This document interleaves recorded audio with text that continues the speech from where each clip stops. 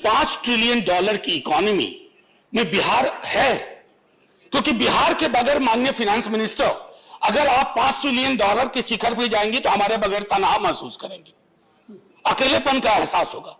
मैं अभी जब बाकी सदस्य बोल रहे थे या जब मोशन मूव किया ऑनरेबल फाइनेंस मिनिस्टर ने, तो मैं सोच रहा था कि गांव में या छोटे शहरों में बैठा व्यक्ति अगर टेलीविजन पर यह देख रहा होगा कि अप्रोप्रिएशन बिल पे चर्चा हो रही है, तो उसके लिए अप्रोप्रिएशन बिल और इतने लाख करोड़ उसके लिए मायने नहीं रखते हैं। वो अपना संदर्भ देखना चाहता है कि मेरी थाली में इसका क्या हिस्सा आ रहा है, मेरी थाली का वजन बढ़ रहा है या घट रहा है, मेरे पड़ोस में क्या हालात हैं, मेरा बच्चा जो प्रतिदिन निकलता है घर से रोजगार की तलाश में और शाम को वापस घर आता है और उसके हाथ में सिफर है, शून्य है, तो अर्थव्यवस्था और अर्थतंत्र को हम आम इंसान के नजरिए से अगर देखें सर, तो हाहाकार का विषय है।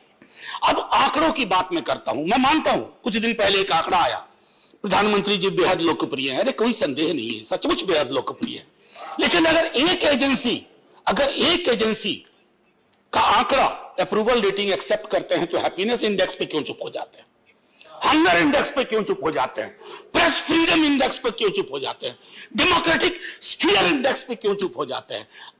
सांख्यिकी के साथ साथ एक अद्भुत चीज है कि उसका इस्तेमाल कई दफा लैंप पोस्ट की तरह लोग करते हैं, जब शराबी लड़खड़ाने लगता है ना तो लैंप पोस्ट पकड़ लेता है। तो मैंने कहा रहा सर, ये कोट है कि लैंप पोस्ट की तरह भी स्टैटिस्टिक्स का उपयोग होता है ताकि आप लड़खड़ा के नीचे ना गिरे। सर, मैं अभी एक चीज सोच रहा था कि आप इन्फ्लेशन को लेकर, कई सदस्यों ने कहा मैं 6.7 हो गया फरवरी में, ये नहीं कहूंगा, ये हम आप भी महसूस कर रहे हैं और हम तथाकथित ऊपरी तबके के लोग हैं। अगर महंगाई को देखना है ना सर, तो आंकड़ा सीपीआई इस इंडेक्स से नहीं, सीपीआई का मतलब कम्युनिस्ट पार्टी ऑफ इंडिया नहीं, वो सीपीआई वो वाला, तो सीपीआई उस आंकड़े को देखिए कि लोगों की जिंदगी को ये कैसे प्रभावित कर रहा है। उज्ज्वला एलपीजी के बारे में नहीं कहना चाहता, अक्सर हमारे पेट्रोलियम मंत्री बाकी लोग कहते हैं कि सरकार नियंत्रण नहीं करती है कीमतों का, तो साहब 5 महीने चुनाव के दौरान कीमतें क्यों नहीं बढ़ी? अगर 5 महीने चुनाव के दौरान कीमतें नहीं बढ़ी तो इसका मतलब है कहीं ना कहीं सरकार के सरोकार का ताल्लुक है, तो आप ये रिलीफ लोगों को दीजिए ना। मध्यम वर्ग की कमर टूट रही है सर, उसकी सेविंग्स को देख लीजिए, कोविड ने सब कुछ डिस्ट्रॉय कर लिया। आप चुनाव जीतते हैं, आपको मुबारकबाद, लेकिन दिक्कत और परेशानी कल को आपको भी होगी कि अगर इंसान के बुनियादी मुद्दों से चुनाव के परिणाम का ताल्लुक नहीं रहा तो फिर चुनाव का कोई मतलब नहीं रहा, डेमोक्रेसी का कोई मतलब नहीं रहा। सर, $5 ट्रिलियन की इकोनॉमी, मैं भी अगर आप सच पूछे कि जीरो बिठाने बोल दीजिएगा तो मैं शायद ना बिठा पाऊं, क्योंकि 1000 लाख से करोड़ जाते ही शून्य की संख्या समझ में नहीं आती है।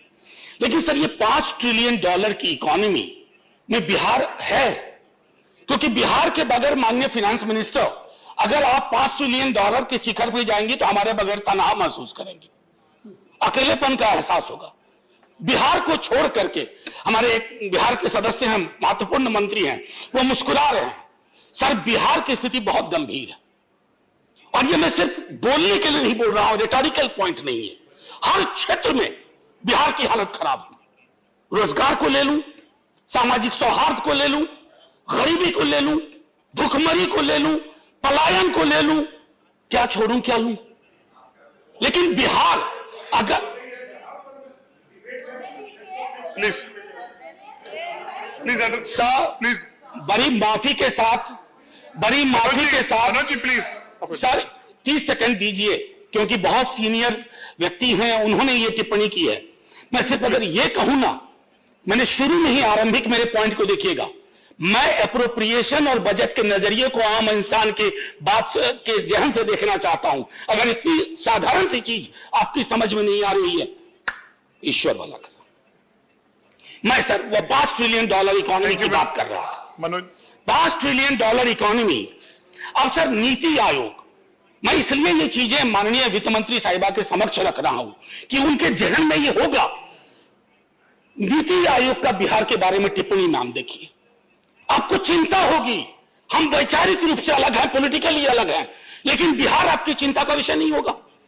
मल्टी डायमेंशनल पॉवर्टी इंडेक्स में कहां खड़ा हुआ है बिहार? और फिर भी सर 1-2 मिनट दे दीजिए, ज्यादा नहीं लूंगा।